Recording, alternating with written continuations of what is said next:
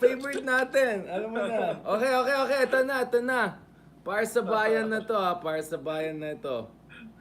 Okay. Yun. Yan, booyaka siya. Kasama po natin yung ating co-host. Upgraded na po siya the other week. Naging co-host na siya. Si Ronald, para officially maging R&R na kami. Ronald and Richard.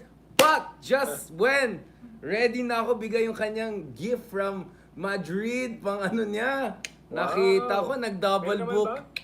Nakita ko, double booking ka pala eh. Doon ka pala kay Christian Esguerra kahapon. Ito. May laman bang konya? Hindi, ano yan. Walang laman yan. Ano lang yan, it's just for ano. Ako kasi I don't drink eh. So ano lang, may Madrid kasi, may Madrid. Nakita ko sa Tennessee. Sabi ko, lagay mo na lang dito. Hindi, yung mga nagbibigay na lang sa'yo. I'm sure marami nagbibigay sa'yo eh. So, hindi ah. mo na lang sa akin. No? Madrid I'm yan. Sure marami regalo sa'yo ng mga single malt, ng mga brandy, cognac. Hindi ka naman umiinom. So, ibigay mo na lang doon sa mga lesser. Yan lang. Sige, sinong gusto mag-gift sa akin ba? October, di ba birthday mo? Pero Ronald, nag-double booking ka na eh. Kaya ma-downgrade kita ulit. Guest ka na ulit. Grabe! Hindi ka naman nagsasabi eh. No? Sabi mo lang, Saturday. Walang topic. Siyempre, alam mo naman Ronald. Kasi kagabi, titingnan ko YouTube, biglang nag-pop up naman itong Christian Esguerra. Sabi ko, siguro kasi overlap yung ano namin. Kasi meron mga overlap pages, di ba? So, ina-algorithm sa'yo. Tapos biglang, itong mukha ni, SARA dito, tapos mukha ni ROMUALDEZ there, and then Congress, ganyan. So, yun din ang iniisip ko kahapon. May kausap pa ako about that na, interesting itong ganyan. Tapos, biglang, wait lang. Parang I know what happened here. Kasi may isa akong kakilala na paras din mag-isip na makulit. Sabi ko, suspecha ako, kilala ko magiging guest ni Christian. Actually, nasa kuwela ko nun eh. Nasa birthday party. Pag-click ko. The Secretary General of the party, CRD, no? Oh. Birthday party niya sa IPG. So, yun. Dapat si Stella Kimbo ang guest niya eh. Dapat yun ang guest niya kagabi. Baka persona non grata na yan. Bigla nag-back up. Sabi ko, sayang. Gusto ko sayang makasabay si Stella Kimbo. Yun dapat lang guest niya. Bigla nag-umatras. Ready na kayo mag-bash. Nandun ako sa party, nagiinuman kami, no? Sa party, si Arlene Santos. Aba? Oo naman. The whole gang there. Sige, baka maretag na tayo. Wait lang, baka 1 second. Parang Ronald, so, I know pinapalitan mo yung topic kasi guilty ka. Pero just to say, pinatawad kita kasi alam ko, ano lang yung ginawa mo, spontaneous lang kasi yung background mo, yung sound system, sabi ko. Lahat naman lang guesting ko, spontaneous. Diba? Sabi ko, babawi ka sa akin. Dapat pagdating sa akin, premium na naman ulit. Premium quality, premium background yan. Sorry na lang kay Richard Esguerra. Parang si Michael Pahatin. Inatulong. Oh my goodness. Sasabihan ako 2 minutes before the start of the program. Patay ta. Alam mo yung mga ganun, there's a special place in hell sa mga ganyan tao na... Ako ito may nangyari sa akin pero sabihin ko na lang in person baka magalit na. Basta ako marami akong pinagalitan na ganun. Yung biglang tatawagin ka tapos biglang i-cancel ka nila tapos biglang malaman mo yung ni-replace sa'yo isang vlogger or ganun. Like, wait lang, did you just... then dumpy for a vlogger. Sabi ko, wow, buti mabait ako ngayon, nasa mood ako. Otherwise, kinaren ko na yung mga yan. Pero, ito, Secretary Llamas, alam ko, pagdating sa akin, mas special pa. Kasi alam ko, love na love mo si Richard Esguerra. Pero ikaw bilang Robinhood, Llamas. Ito. Natawag mo na naman siya, Richard. Magagalit na talaga sa akin mga yan. Wala na. Natawag na naman siya, Richard. Magagalit na talaga. Okay, si Richard Esguerra, I'm sure maganda yung analysis niya. Tapos binanggit ko sa kanya. Nagreklamo si Richard. Kung hindi daw siyang guest, 2016. Yun, no? Sabi niya, sa ANC pa yun. ANC pa, wala pa yung vlog nun. Di ba siya natakot? Grabe naman! Sa atin lang yan, Ronald. Sa atin lang at saka mga 400,000 na followers natin. Hindi dapat sa kanya yan. It's very private. Basta magiging paborito ko, yung magbibigay sa akin na leather jacket. Wow! Sige. Mura naman ako eh. I'm very cheap, no? Basta Ronald, basta ano, Kaya akong bilhin. Kaya akong bilhin, no? si Ronald talaga, ibang class. Akala ko, Ronald, ikaw ang gagamitin ko pang ano sa mga ibang guest. Sabihin ko, galingan nyo naman, tingnan nyo naman si Ronald. Yung pala, ikaw naglalaro sa amin ni Richard Isguera. Malaking butas nyo pag wala kayong speak. Pag wala kayong tatawagan, di ba? Uy, grabe ka naman! Ano kagabi, si Christian, no? Wala si Stella Kimbo, ako yung pinalit. Wow! Alam mo, Ronald, yan ang hindi ko ginagawa sa'yo kasi alam mo naman matagal namin kino-conspire ito eh. Alam mo naman yung totoong boxer. Boy, Christian, kung ikaw yung ano niya, plan B niya pala. Basta para sa akin, ikaw yung no plan. Let's go. Diba? Ito yung totoo yan. Baka... build up naman siya eh. Oo. No? Sabi niya, hindi makakarating si Stella Kimbo, pero merong mas magaling. O, di ba? Wow. Wag naman ganyan, mas magaling. Lahat naman ng guest magaling. Minanata ko na si Stella Kimbo. Sabi ko, sana guest mo si Stella Kimbo. Ang namin niya lululukin na sinabi niya. Baka papayag sa akin yung si Ma'am Stella kasi mabait Nagpo-post ng mga ako. reactions, no? Habang nagsasalita ako, si Barry, nagpo-post ng mga reactions, no? Dahil, Tinatroll ka ni Barry? Hindi niya mabanatan si Stella dahil kapartido niya eh. Pareha silang Liberal Party eh. Tinatroll ka ni Barry? Liberal Party. Tinatroll ka ni Barry? Oo, si Barry. So, ako naman, ako, anything goes eh. Kahit sino ka, babanatan kita. Kaso, saan ka ba kahapon? Kasi parang may camouflage ka sa likod, tapos parang may helicopter on the horizon. Sabi ko, ito Rambo edition kay Richard Esguerra. Hindi ko office yun eh. Office yun eh. Saan yun? Naman tayo. Ayan, okay, ito, seryoso tayo, okay. Unang-una, naku, nakikita na yung mga laman loob ng mga magulo dito, hindi ko pala naayos. Pasensya na, kagaling lang sa klase, yung mga estudyantang inauna ko. Ito. Mamaya natin pag-usapan yung ano mo, yung synthetic leather mo sa SARA na 80% off. Pero Ronald, ito. Okay, kasi kanina rin, dahil nga nakita ko ginawa mo yan with Christian, tsaka I was thinking also doing this, hindi ko na lang kinover yan. So kanina I covered yung, so let's just go through the facts, no? Facts first. Christian Haydarian. Okay. Facts first tayo. Real talk. Ito. Okay, so yung Rappler, meron silang biglang may data na sila. Maybe we can talk about bakit biglang may mga information about, ang dami information about SARA. May timing ba yan? May nangyari ba? But anyway, we can discuss that very shortly. But just go to this. Sabi ko nga kagabi, Richard, may nag-click. Kaya nga, wait lang Ronald, papunta tayo dyan, my co-host. Papunta tayo dyan, wait lang. Just facts first muna tayo, okay? Facts first. So parang lumabas dito na bati sa Davao, ang laki rin pala yung quote-unquote confidential fund. Kasi of course, pwede natin debatein confidential fund ba talagang pinag-usapan or etc. Pero ayon dun sa report sa Rappler, aabot pa sa 460 million pesos. Yung supposed parang confidential fund-like kind of fund na meron sila doon. Na sobrang laki-laki. And then, ito yung interesting. So, of course, we're talking about the MOOE, no? Ito yung mga maintenance and other operating expenses, MOE or MOE. So, yun yung di ba? So, 2.69 billion in confidential expenses or MOE, etc. Doon sa 2016 to 2020. Now, okay. So, nakita ko kahapon, Ronald, may mga pro-Duterte people na sinishare yung isang analysis daw na of course because Davao, of course andun yung insurgency, andun yung Maute, andun yung terrorism. Of course, Ronald, maalala mo naman yung 2016 may terrorist attack doon. Sige lang, Ronald, kunyari lang nakinig ka, ako na lang bahala dito. Ang thing kasi dito is tanggap naman natin na ang Davao of course is more supposedly vulnerable to or frontline siya nung terrorismo, counterinsurgency, etc. Kaya lumaki ng husto from 144 million noong 2016 to 294 million 2017, 420 million 2018, and then 2019 until 2022 halos 460 million every year. Even if wala na yung martial law sa Mindanao, nilift na yan by this time, and supposedly ubuslahin na sila dun sa, di ba, parang inubusan na nila yung NPA daw. Now, the other interesting thing here is not only the timing na umakyat ito, the other thing is also yung, pag kinumpara mo sa ibang malalaking syudad. So Cebu City in 2022 had only 7 million pesos in comparable funds, no, payment for confidential, intelligent, and extraordinary expenses. Manila, napakalaki, si Yorme siguro to, 120 million, no?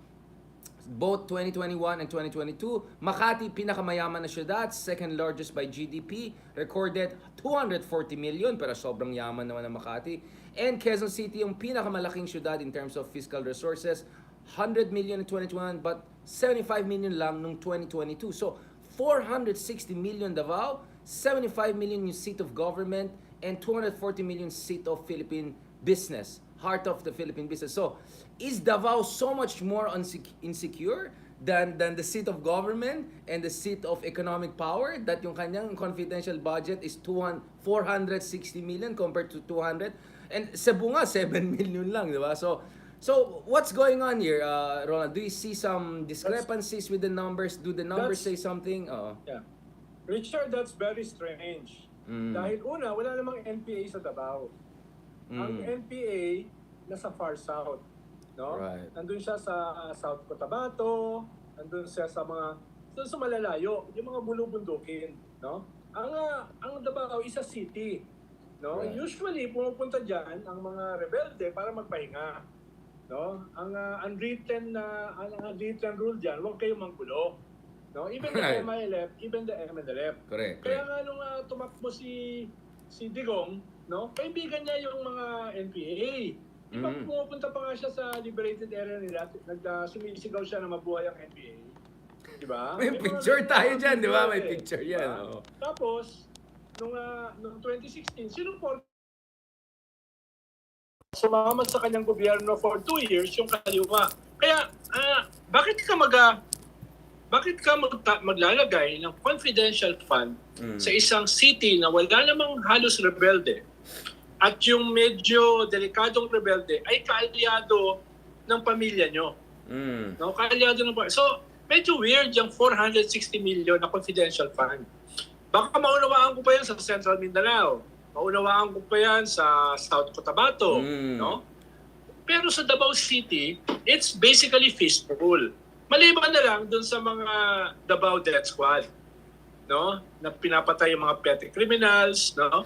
Pinapatay yung mga But Ronald, EJK, what about yung Maute? No? Di ba may terrorist attack nung January 2017 if I'm not mistaken? Na naalala ko na sa Davao ako by that time, may mga armored vehicles, etc. What about yung Islamic extremist groups attacks, yung vulnerability of Davao? Meron naman tayo talagang terrorist act na nangyari in 2017 and then later on of course sa Marawi which is also in Mindanao. What about yung angle na yan? Kasi yun ang ginagamit ng mga apologists, to put it nicely, or defenders na, hindi, Davao kasi in-attack talaga, may terrorist attack. But that was basically an isolated case by an extremist group. No? Related yata yan sa Maute. Diba? Related yan sa Maute na nag-offensive sa Marawi. No? Parang nagalit sila kay Duterte dahil tinutugis sila. No? Yun ang nangyari. Pero historically, medyo safe ang Davao. Historically, sabi ko nga may unwritten rule na pwedeng pumunta dyan, pwedeng magpahinga ang mga rebelde, basta huwag kayong manggugulo. No? Yun yung unwritten panja. Kaya yun yung strength ni Digong as a mayor sa Davao. No? Ang marami sa Davao, yung mga EJK. Dinocument pa nga yan ng isang priest sa Davao. Yeah. No? Ano yung mga EJK sa Davao? Diyan nagsimula yung Davao Death Squad. Yun yung mas intense. Yun yung mas intense. Maraming namatay na mga petty criminals, mga teenagers. Wait lang, Ronald, just to be clear, Ronald, hindi ko sinasabi. Natatawa ako hindi dahil sa sinasabi mo. Wait lang, Ronald. Maraming extrajudicial killing. Wait, Ronald, wait lang.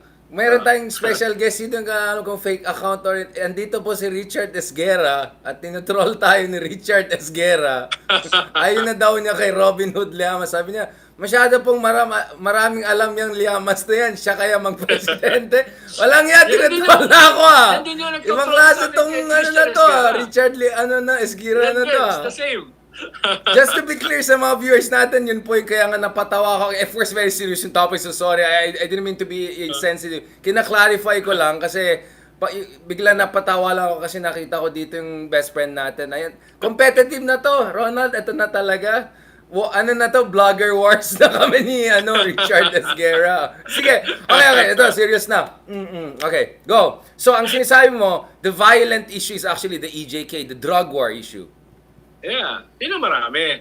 Yung explosion dati sa city, it's an isolated case, no? Dahil nga historically very peaceful ang Davao.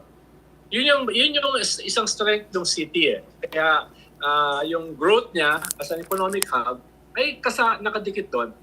Yung wala masyadong nang bubulo. Especially the NPA.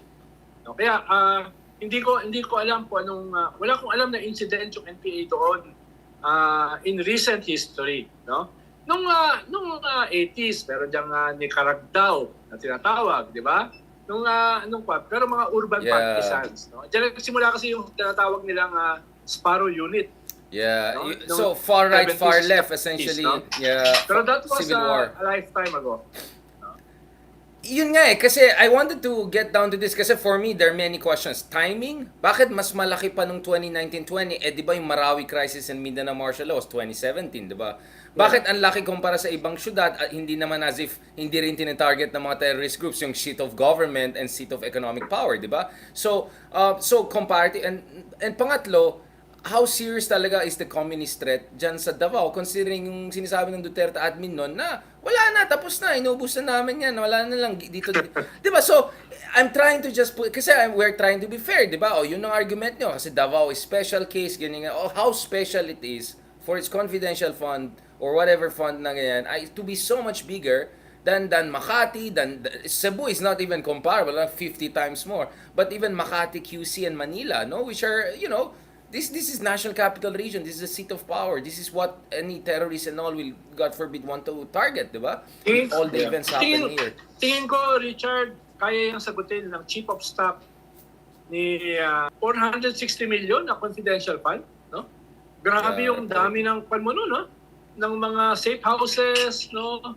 Surveillance equipments, no? Assets, dami mong panon, no? Para kang panon. Anong tawag doon? Parang isang preso. No? Parang ginawa mong preso yung buong Davao with all those informants. No? 460 million a year for confidential fund? Hindi ko ma-imagine kung paano mo gagamitin yon, Richard. Kaya nga Ronald, sabi ni Richard Esguerra, mag-presidente ka kasi ang dami mong alam. Tingnan natin ang gagawin mo sa 460 million. Pag-iisipan ko. Ayan tayo Ayan tayo. Pag-iisipan ko. Okay. Pwede ba kita maging political advisor? Ako na lang mo. Ako yung magiging mo. No? Ako yung magiging... Mamaya. Ito. Magkano ba ang bayad sa'yo? Ayan, yan tayo. Mamaya natin pag-usapan yan, Ronald. Okay. El Presidente. Baka I cannot afford you Ito. Kahit palakihan lang natin confidential fund natin, ako nang bahala. Ito. Alam mo yung 460, yan ang confidential fund ni President Pinoy nung mga last years niya in government. President of the whole republic, Scale niya ng isang presidente na may confidential fund para sa buong bansa. No? Medyo hindi yan pang mayor pang presidente yan yung tatay niya, times 10 4.6 billion, di ba? Yung confidential fund. Times 10 ng confidential fund ni Pinoy. At times 10 na confidential fund ng anak niya sa Davao. Parang 4.6 tapos 460, di ba? Times 10 din sa Davao. 4.6 si Duterte. Si Pinoy ay 460 to 480. And then sa Davao, 460 million. Di ba? So kasi laki lang nga yung mayor ng Davao. Presidente, no? Baka kasi magaling siya ng 10 times more daw. 10 times more. Seriously, Ronald, in principle, agree ka na kailangan ng confidential fund ng OP? Kasi ako medyo okay ako doon. Pero of course, within certain parameters. Kasi presidente ka Siyempre mahalaga ka pwede kang patayin Not that big, no? Siguro 300 okay na, no? 300 no na confidential para sa buong bansa yan para sa buong bansa no. Paano kasama halimbawa ako as political advisor kasama sa trabaho ko is political intelligence. Yeah. Pero wala akong intelligence fund. Pero kasama sa trabaho ko 'yon. I provide the president, no, real time, daily no, na intelligence report na mas focus sa political, no, sa political. Kaya Pero wala nabuisit akong sa'yo si intelligence Pinoy. fund. Kasi parating bad news ka daw. Di ba nabuisit sa'yo si Pinoy? Oo nga eh. Oo. Puro kang bad Tinatanan intel. ako, oh. Hindi ka happy intel. Ako, pag nakikita, huwag ko daw siyang bigyan ng bad news paghapon. Dahil hindi siya makakatulog sa gabi. Pwede ba daw sabihin ko sa kanya yung bad news sa umaga? Wait lang. Para meron siyang panahon para i-absorb. Para hindi siya ma-insomnia. Nawala na si Christian Esquera pero may ibang Esquera na tayo, Nathan Esquera. Parang dumadami mga Esquera dito. Anyway, now let's go to the meat of discussion. So that's actually just facts first, no? Pag sinag-usapan lang natin yung facts. Maganda yan. Diba? Pag meron ka ng mga ganyan, Richard, ibig sabihin namumunga ka na dahil binabato ka na eh. Binabato ka na. Maliban pa sa nagpo-provide ka ng economic activities sa mga trolls. Correct. Diba? Correct! Nagbibigay ka ng consumption eh. Correct. Nagbibigay ka ng pinapamprime mo yung ating economy. Correct. Kaya nakakatulong ka kahit pa paano. May multiplier effect. Nako, nung pandemic, ang daming kumita sa akin. Yung mga walang yan troll na yan dahil sa mga, syempre, mga inatak-atak namin yung mga kapalpakan ni Digong sa pandemic, ginagawa nilang weaponize yung libel, di ba? But anyway, let's go to the real issue actually here. So once we're done with the facts first, the real issue is something that of course pinag-usapan na nyo ni Paring Esguerra also. But I was actually thinking about it also last night lang.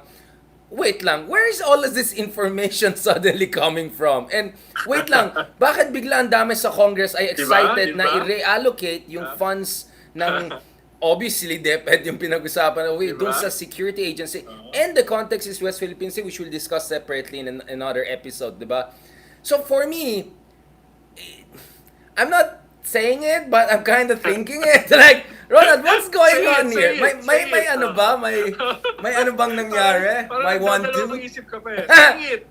Kaya nga nandyan ka, Ronald. You're there to say what I know I want to say, but you're gonna say it for me. Okay, let's go.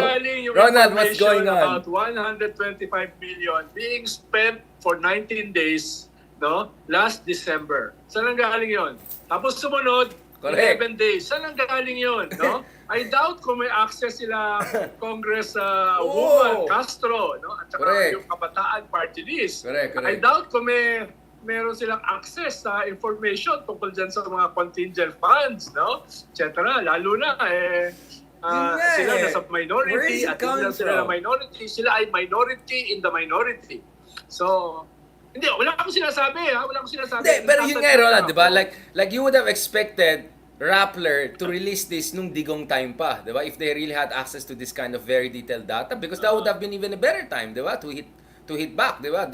But it's all coming now, and suddenly yung sa OP galing biglang information on this, may line, so I don't want to overread into things, but Philippines being Philippines and so, politics. Meron ka rin suspicion. Pero yung ngiti mo kasi mas malicious eh. Hindi.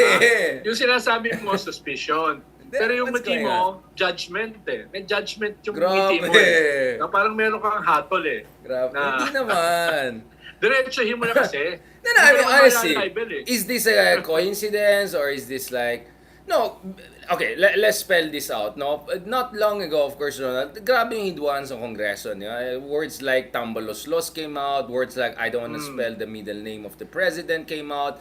There were supporters of the current speaker who hit back at SARA. Of course, everything started with the motion, perfunctory the motion of Arroyo. So, I mean, this is open book, right? I mean, it's all out there. We're not saying anything na marites na hindi alam na ibang tao. This is open out there. So, do you think that there could be a probability that there's a kind of a,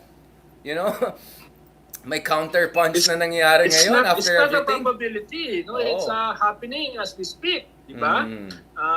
Kaya hindi na tayo nag-iintriga dahil yung sinasabi natin ay nangyayari na. Actually, sinabi natin yan in previous episodes, di ba? No, we already forecasted this. Tambalos laws will define the next few years, no? Yeah. Ito ay lang natural flow from Tambalos laws. Ang kaibahan lang, no, it's too early. Biro mo, nagsalita na yung head ng appropriations, si Saldico, no? Yeah. Ang nagsalita na yung head ng mga political parties. no, yung mga head ng mga political parties sa House. PDP laban. Ibig sabihin, imposibleng wala yung blessing. No? Imposibleng wala yung blessing. Hindi lamang na speaker. No? Kung hindi lang pinakamataas, no? So, the lines Yun in nga, the this is interesting. the line in the soil, no? In the line in the sand, has been drawn, no? Makaguhit na 'yan, no? At marami na yung tumatawid doon sa sand, no? Yung, naranasan mo ba 'yun nung elementary ka, Richard, yung sa elementary, pag magsusuntukan, hawakan mo nga sa tenga. Hawakan mo nga sa ilalim. No? Hawakan mo Alam mo, Ronald, nung bata ako, lampas na eh. Alam mo ba, Ronald, lahat dinadala ko sa trash talk, talo na yung kalaban ko. Hanggang sa asar ako, wala na, talo na yung kalaban ko. Ganun ako. Masamang bata talaga ako nung bata ako eh. Pala ngayon, no? Lalo na ikaw, black belt ka na yata eh. At the same time, I just have a black belt in taekwondo. Minsan mag-sparring tayo, no? I can still outfight and outthink any 30-year-old na tatapat sa akin. Basta, Ronald, yung mouth mo, magpa-fundraising muna tayo dyan. Okay, no, I mean, ganito, Ronald. Okay, now, me, of course, the idea is, diba, sabi ni Fitzgerald, the sign of real intelligence is multiple contradictory ideas inside your mind. So, no, but let's try to be skeptical of that point of view. Ang akin lang naman, di ba ang concern natin with the principal is he's a very conflict-avoidant guy, that's his temperament, and that 2023 is pretty early for a showdown. Exactly. So, baka naman this is going... So a while ago we said one angle is maybe something is really going on here. There's a counter punch coming here that may be going all the way up, not only to the speaker position. But my counter argument to that counter punch argument will be, but this looks a little bit out of character for, the powers that be who are known for their conflict avoidant, playing it safe. Which actually really brings me to our second episode later on, which we'll discuss. I think the element of West Philippine Sea is also feeding into this, because I think one of the biggest liabilities and weaknesses for the Dutertes is the whole China connect, diba? The whole China angle.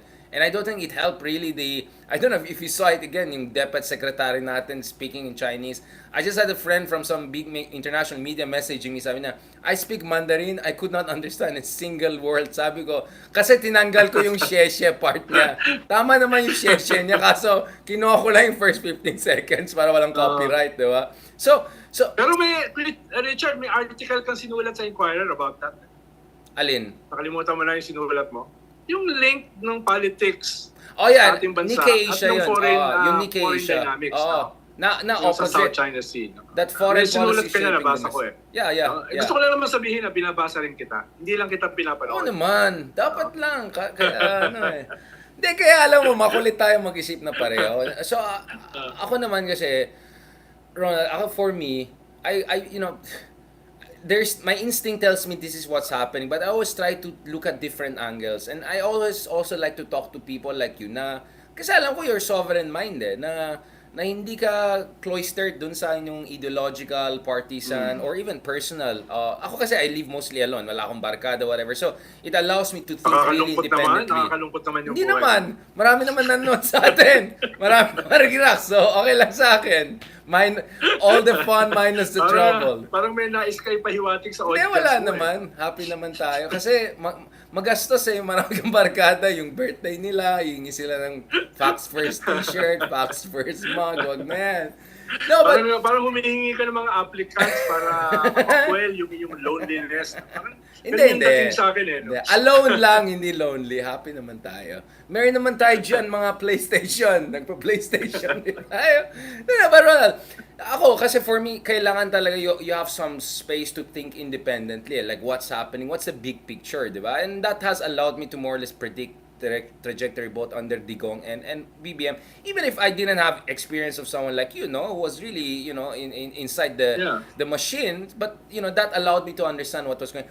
But that's why tuwan-tuwa ako nakausap kita, because it looks like hindi lang tayo similar points of view, but you and I are also both willing to look at different angles to a particular development, kasi those ones could also later on be defining variables, no, for the next phase. Yun lang. My only skepticism of the counterpunch argument is that it goes against the nature of the powers that be right now. My sense is it's just too early, it's a bit reckless, it's a bit dangerous.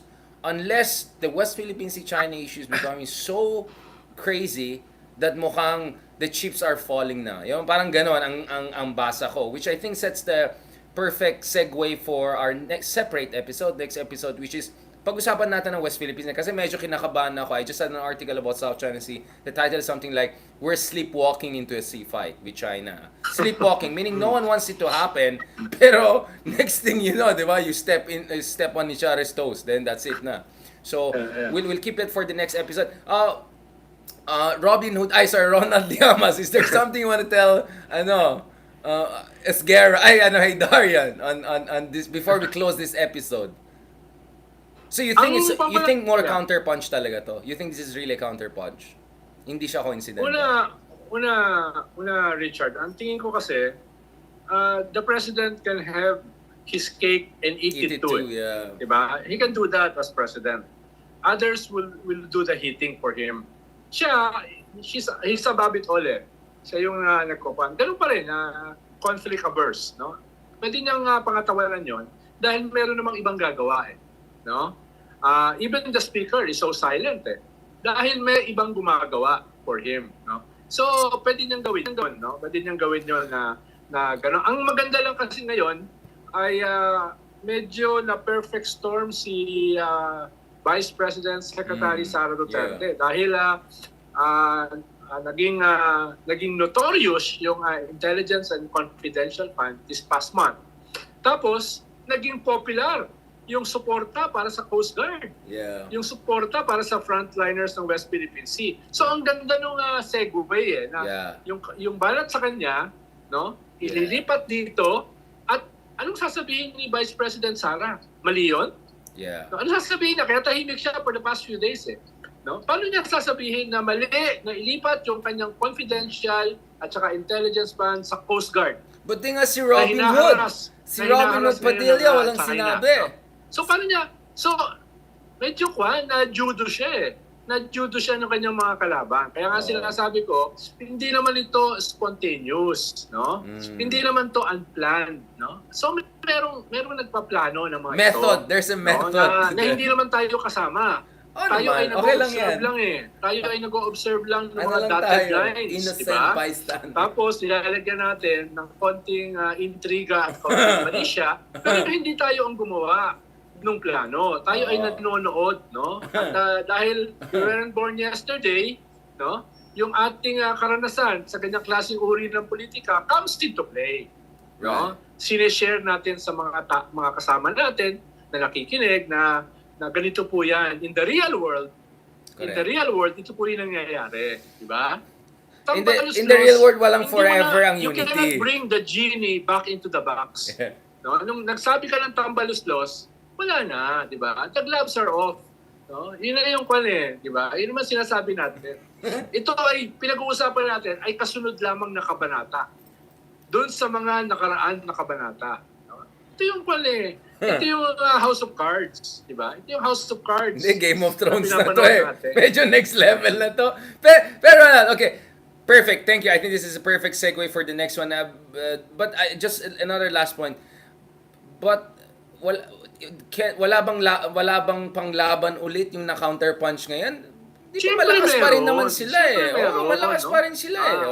Siyempre meron silang panglaban. May kakampi sila na superpower.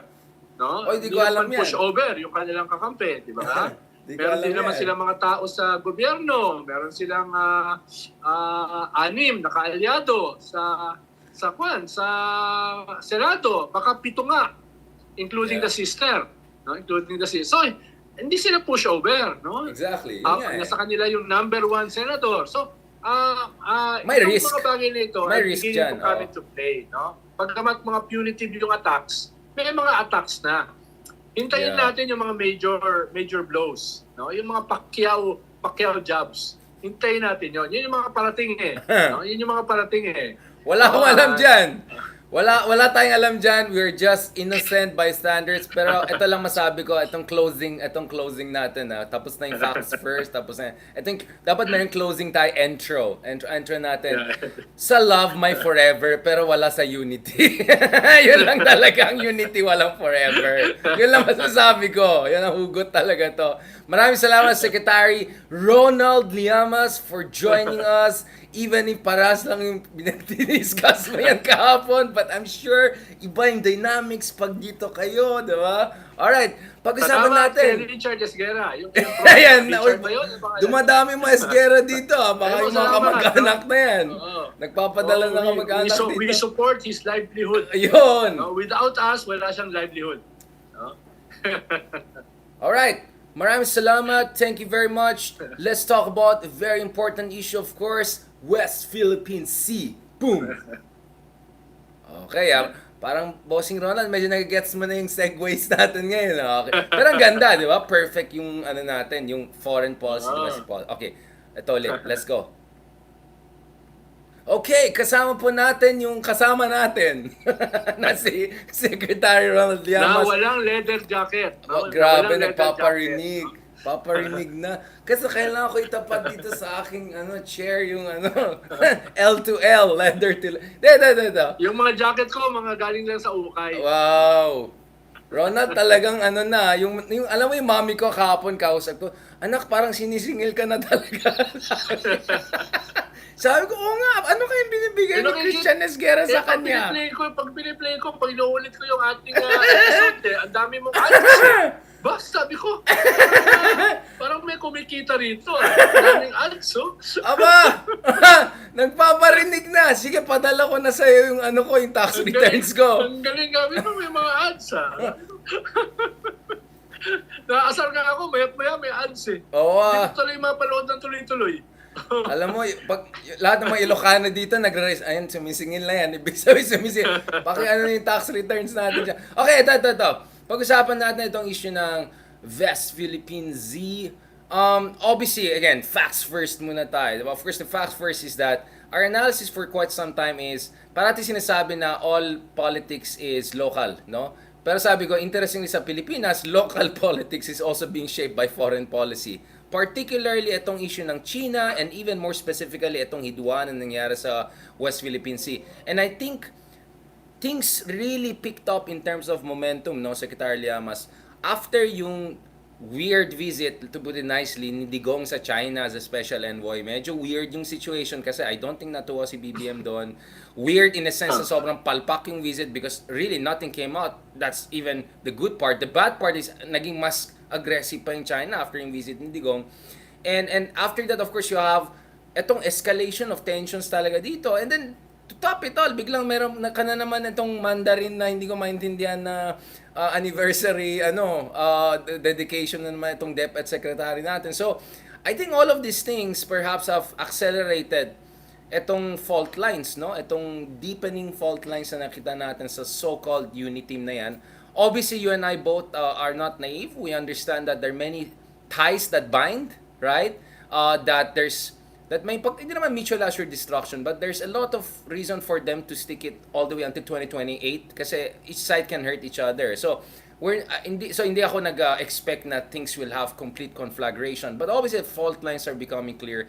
And I think a part of it is not also their fault because it's China, it's US, it's big powers.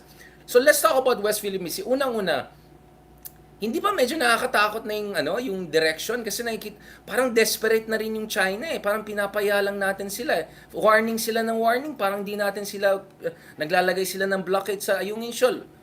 Wala lang tayo. Naglalagay sila ng floaters, kinakat lang natin. Diba? Parang ganun eh. O sige lang, yung parang siga ginagano na natin ngayon. Ang concern ko is baka naman mapapaisa lang.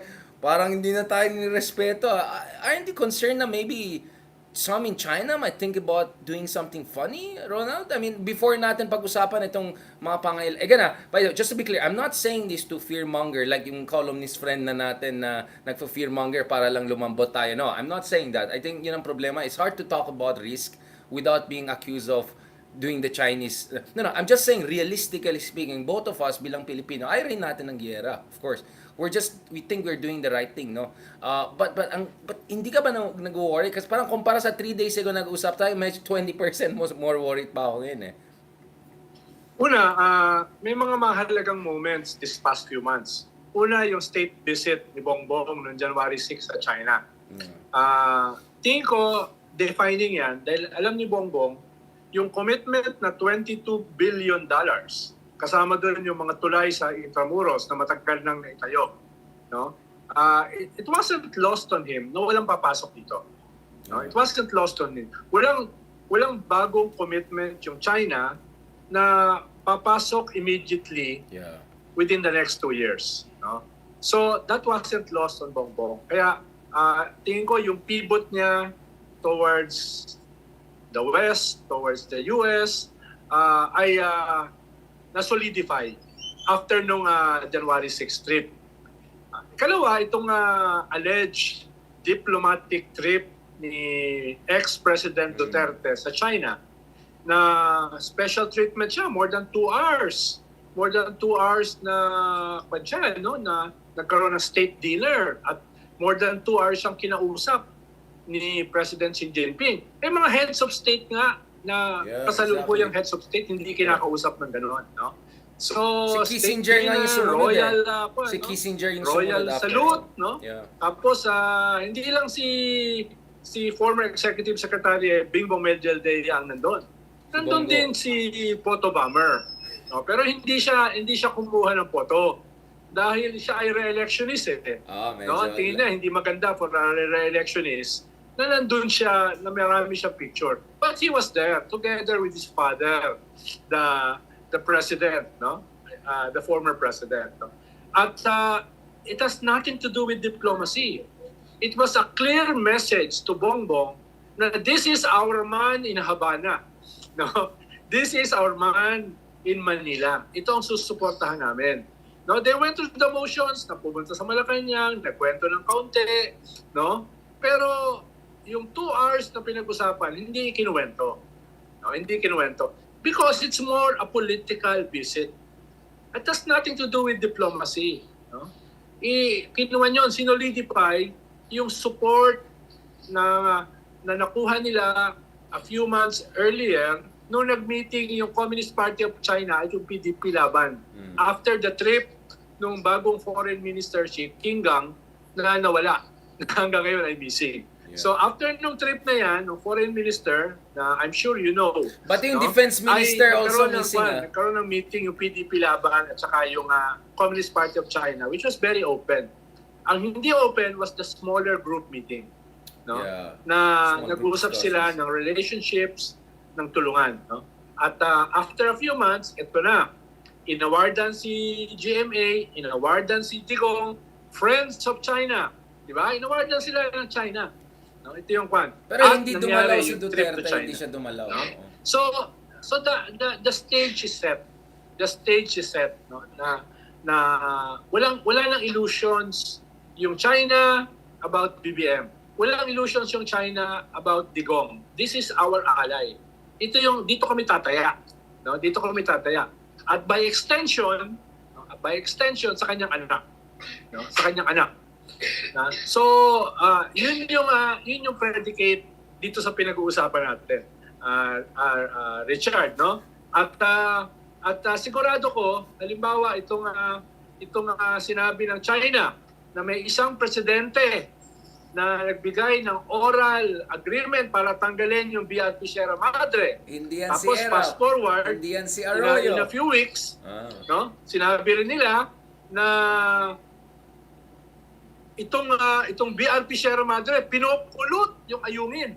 Pinupulot yung South China Sea. Pinupulot yung aming teritoryo. Diba? Sabi nilang ganyan. Tapos yung mga aggression na, yung water cannon, itong pagsira ng mga corals, paglagay ng barrier, yung belt threat na nagpapatawa ba kayo? Basa mo ba yun? Yung statement ng Foreign Ministry? Paano nagpapatawa kayo? Diba? Yun yung kwan. Mag-ingat kayo. No? It wasn't a veiled threat. It was an open threat. No? Next time na gawin nyo yan, yari kayo. Diba? Yun yung padili. Kaya nga, nag-i-scale up din ang statements ng mga officials ng government, di ba? Yung Coast Guard But Ronald, it's spokesperson not is only talking about statements, di ba? betrayal, no? Yung Coast Guard spokesperson are talking about Filipinos, no? Filipinos na makapili, mga traidor, no? Tapos yung Senate President is talking about an embargo, no, of Chinese products, no? Yung Senate President po is challenging the Filipino-Chinese community to be more Filipino than Chinese, which is bordering on racism. Yeah. And then you have the Secretary of Defense calling what China is doing, no, a creeping invasion. Yun pa niya. It was the first time a Filipino official mentioned the word invasion. So, yung ating officials, nag-i-scaling up na rin. Kaya, yung sinasabi mo, Sleepwalk. we may be Sleepwalking. walking, no? Into sleepwalking, into something which we are not prepared for, could be. Could be. Pero all the signs are there for us and for them to analyze. No?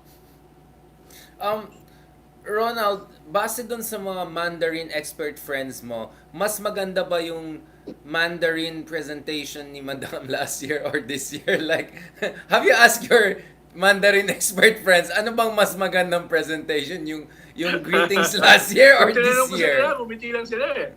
Okay, mabait yung mga Chinese friends ko eh. Meaningful smile. Oo. Parang A for effort. Parang A for effort. But tingin ko kaya ko rin yun eh. Because I was invited to the same event. Correct, I was correct. invited. Yeah. No? May mga mooncakes pa nga ako nakuha sa bahay. So, po yung pinagsalitaan nila. Para ating may souvenir ka, no, Ronald? Baka mas magaling ako. No? Baka mas magaling ako. In fairness, in fairness. No? Inisip ko nga ba? Hindi ko naman binubuhat yung sarili kong bangko. No? Hindi naman ako katulad dyan nila Gadon na lumaki na yung muscle sa kakabuhat ng sariling bangko. O si Harry Roque, no? Nako, si Harry kahit Roque. chubby, no? Kahit chubby, lumaki yung mga braso sa kakabuhat ng sariling bangko. Hindi ako ganoon, no? Pero easily kaya ko namang i-out Mandarin yung whoever that is. Mandarin. Okay, okay. Of course. No, but I appreciate their effort. Yun lang. I don't see why walang sense of timing. Kasi alam ko, speaking of which, because Senator Tulfo, who was quite tepid, no? Medyo... Si Congressman Tulfo. Ay, si Congressman Tulfo ba? Hindi si Congressman Rafi. Tulfo yung nagsabi na walang kinalaman dyan ang presidente. Walang kinalaman dyan ang gobyerno. But the question was, hindi pa parang, di ba, the question of the Tulfo was, one of the Tulfo brothers was, hindi ba parang hindi ito tumutugma doon sa messaging ng gobyerno? Like, your government is taking increasing aggressive, and then you have your vice president trying really literally so hard to speak the language of the other side, even if wala siyang fundamentals of Mandarin. So parang, hindi pa parang weird yon? Mixed? Yes, mixed. habang nararanasan natin itong aggression, habang nararanasan natin itong barrier, habang nararanasan natin itong mga insulto. Tawag ni Secretary Gibochedoro, iniinsulto naman tayo nung sinabi na tayo ang nagpupulot ng South China Sea. Tayo ang nagpupulot ng ayungin, no? Dahil sa kalawang ng ating BRP Sierra Madre, yung kalawang naman biodegradable. So, hindi siya nakakapulot. Correct. So, ang sabi ni Secretary Chodoro, this is an insult. This is hypocrisy. Diba? Oo. So, talagang may scaling up ng exchanges. Medyo kapal fez. Oo. So, Ron, let's go to the last part of this. I'm sure, balikan natin, hinintay ko pa yung mga statements ni Senator ROBINHOOD Padilla on this at mga latest. Then, nag-backpedal na siya eh. Hindi, kaya nga, baka naman ibaback na yung backpedal, if a front pedal na yung backpedal na. You never know, right? I'm sure he'll try to come up with something. Sabi niya, pabayaan na natin yung presidente. Support natin yung president. Architect ng foreign policy. No, suportahan na lang natin siya, lalo na yung mga KSP. No, may pitik pa eh. Habang umatras, si Ronald lang naman yung KSP eh. No? Habang umatras ka, bumabato may konting gano'n. yung bumabato. Uy, huwag tayo mag-away ha. Atras. Habang umatras, bumabato. Parang ganun yung ginawa ni ROBINHOOD. Parang ganun yung ginawa. Nagpapapedal, pero pumipitik pa doon sa mga KSP. Yung mga kulang sa pansin. Eto, Ronaldo, what do you think about itong statements ni BBM over the past 36 hours? Yung parang friends don't do this to us, we're not doing anything wrong, I don't know anong what parang semi-perplexed and angry. Parang very medyo strong iba eh. statement niya. I will defend Oh, yung our ganon. territory. No? Ibig sabihin, may pinanggagalingan, may hugot. Di ba may hugot eh? Nabuisit Dahil na. napaka-insulting ng mga statements ng Chinese China, Foreign oo. Ministry na ine-echo nung President ilang mga natin. paborito mong columnists, no, Mga yung ilang paborito mong senador na sabi mo nga Let's go. his heart is in the right place, na medyo kinontradict ko ng konti, no? Di, pero di siya nag-yes sa interview ko, kaya ibabawi ko na yung heart is right place. No? Pinaparot ano? Doon sa kwan. Alam ko naman, ikaw ay non-partisan host. Kaya sinabi mo, no? This senator, his heart is in the right place. No? Lahat naman, ba't di naman si Digong eh? Tanong ko lang naman saan place. Right wing o left wing? No? Pero gusto ko yung sinasabi mo na kahit patras na, may mga bitik pa rin. Okay na tayo bro, okay na tayo ha. Wag tayong mag-away. Yung mga Diba? ganun style. Diba? Uy, wag na tayo mag-away ha. Tapos ganun, uy, loko ka, wag tayo away. Tanong ko lang, Richard, naparambol ka ba nung high school? Ano? Ako kasi madalas sa Notre Dame. Nung Hindi, high school. mabait ako eh. Mahirap sa Baguio, medyo next level kami dyan eh. Oo. Maraming headhunters na. So ito. Let's end this episode with I think something that we were discussing a while ago. Yung on a I mean, you're also involved with communities, no? Kasi I think this is perfect segue for our next episode dun sa organizing, no? Of course, you're not coming into this because sinabi ni Robinhood na KSP ka or dahil lang nagpapa-relevant or cloud chaser ka. You're on the ground, nakakausap mo yung mga mangingista, yung talagang mga binabastos na tao, yung mga kababayan natin. Like, wala akong pake doon sa, okay, agree ako na maraming mali ang US, pero there's no excuse na papabayaan lang natin yung mga mangingista natin na babastusin lang ng ganito, di ba? Saan yung pagkatao mo, yung pagka-Pilipino mo, di ba? Okay, kahit walang yung pagkatao mo naman, di ba? So, Secretary, tell us about this whole on the ground realities, this very stark realities. Kaya talaga hindi tayo dapat magpapabuli dito eh. Yeah. Richard, I was with them, no, yung mga lahat ng mga fisher folks leaders, about 150 of them 2 days ago, no, sa National Anti-Poverty Commission Assembly. So, nakamali ako na pasok. Una ako napasok sa labor. No? Una ako napasok sa labor, no? Kaya sabi ko, wala namang mangingisda rito, no? Tapos naglapitan na sa akin dahil labor organizer ako eh. Correct. Sabi ko, ay, puro pala tulisan yung mga nandito, mga labor, mga yellow unions, etc. Tawanan sila. So lumipat ako sa kabilang karton, doon yung mga mangingisda. Correct. Mostly from Luzon, pero meron ding Mindanao at saka Visayas. A few, a sprinkling of them nandun din. Yeah. Pero karamihan Luzon. At ang maganda, nakausap ko yung tiga Sambales, yung mga tiga Bajo de Masinloc, nakausap ko yung mga tiga Palawan, no? Nakausap ko yung mga tiga Mindoro at saka mga tiga Batangas, yung mga talaga na sa front line ng West Philippine Sea, no? Galit sila. Yeah. At humingi sila ng greater support, no? Greater support. Kaya sa Monday, magkakaroon ng press conference sa umaga with Senator Risa Hontiveros, a bishop, tapos si Father Edicio de la Torre, tapos leaders ng mga mangingisda like si Ka Uper, Vice Chair of the National Anti-Poverty Commission, representing fisher folks. Tapos meron ding youth na nagsusuporta at saka mga artists. Meron mga artists. No? Nandun din si Noel Cabangon para kantahin yung ginawa niyang jingle at saka yung awit about the West Philippine Sea. No? Ang title, Atin Ito. No? Yun ang kanyang kwan. So may maganda sa Monday dahil nga naghahanap ng suporta yung ating mga frontliners. Naghahanap ng suporta yung Coast Guard at saka yung ating mga fishermen. Dahil wala sila masyadong nakikitang suporta. So, yun yung press con sa Lunes. No? Yeah. Dadalo yung mga tiga Bajo de Masinloc, dadalo yung mga tiga Palawan, no? At saka yung iba pang mga fisher folk leaders. So maganda na magkakaroon ng early Christmas for them. Yeah. Nandun din yung Coast Guard, mukhang dadalo rin, no? Yung Coast Guard bilang bahagi ng audience. Kung may mga tanong yung media, pwede silang sumagot. So, medyo something is going on, no? Yeah, may Something momentum is na, moving, no? Yeah. Tungkol dito. Hindi lang ito yung mga personalities, no? Nagsasalita, pumaporma on the ground, no? Ay sabi nga nung tiga Subic, sabi niya, hindi lang napansin, hindi lang lumabas sa media, nagkaroon pala sila ng lakbayan, no? Parang a convoy na naglalakad sila. Parang yung sa Sumilaw dati, Yeah. no? Ganyan. Correct. Sabi ko, okay yan. Next time, i-organize natin na mas maraming kasama at saka mas aabot sa media. So marami silang ganun na yung mga iba gusto pumunta sa ayungin, no? Para bigyan ng support yung ating frontline. Yung mga sundalo at Coast Guard na nasa BRP Sierra Madre. Yeah. Gusto nilang pumunta. Wala silang pakialam kung haharangin sila. Wala silang takot, no? Wala silang armas. Maliliit yung bangka nila pero gusto nila pumunta. This year, no? Yung mga taga Sambales pupunta sa Palawan at yung iba pupunta sa Palawan tapos pupunta sila sa ayungin. No? Yun yung gusto nila, no? Na yung makukuha nilang mga early Christmas gifts, dadalhin nila roon. Di ba very Yeah, very it's moving. potent, very It's very emotional, moving. di ba?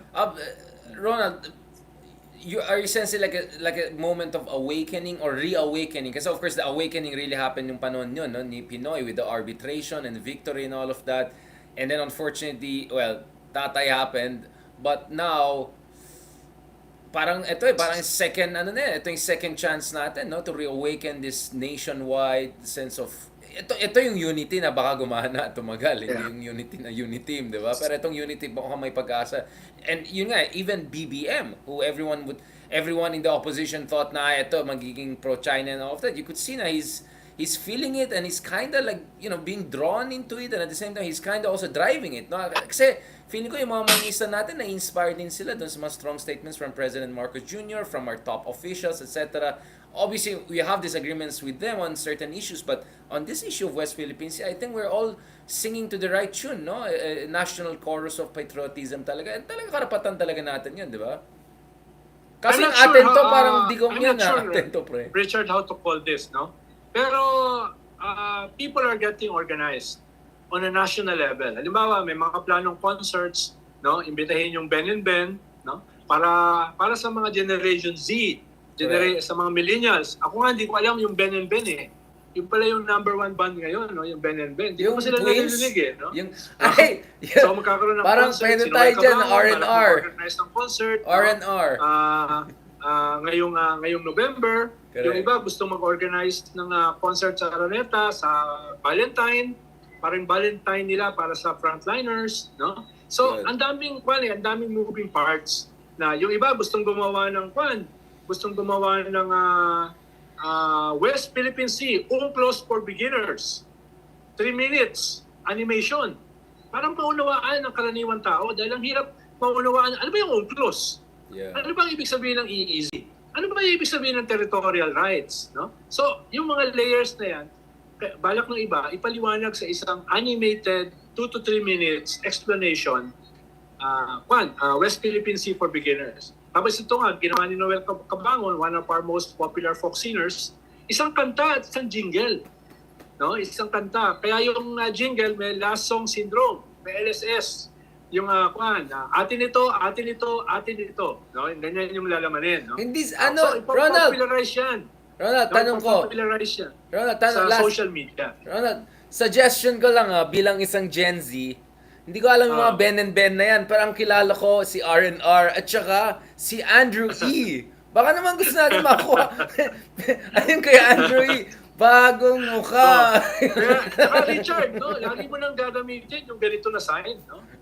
Yung ganito. Yung no? Paano mo makikita? Yan. Ayan. No? Yung sign na yan, yung 3 fingers. It is the sign of the West Philippine Sea. Yeah. The 3 fingers. So, Yes. makikita mo yan sprouting in stickers, in billboards, in streamers. No? Ganyan. So, ito na yung sign natin. West Philippine Sea. Yung Kasi relatable. W. Yan. Kasi Anybody W. can do it. Kasi no? W. A 3-year-old kid, no? Yeah. A 93-year-old grandmother, no? Ito na yung ating symbol. So, ang sinasabi ko lang, Richard, I think this initiative is more organized, no?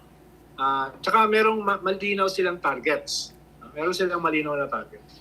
Kaya wait for the press conference sa Monday, no? Baka naman darating si Robinhood Padilla, malay nyo, magkaroon kayong special guest dyan or something. Hindi.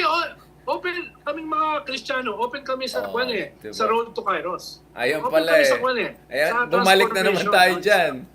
Baka maano tayo dyan. Okay, thank you so much, Secretary Liamasan. I think this is a perfect segue for another episode that we want to go. I wanted to discuss this for a long time because I think you're a perfect person to talk to. Pag-usapan naman natin yung kaalagaan ng organization. Kasi yun nga, it's nice to be excited here and there. News comes, some celebrity. But that could be just a flash in the pan. So to prevent flash in the pan, you have to institutionalize reform. And that means organization reform. So let's have a separate episode on that. Thank you very much on this. And God bless. Maraming salamat, Secretary Liamas. Thank you.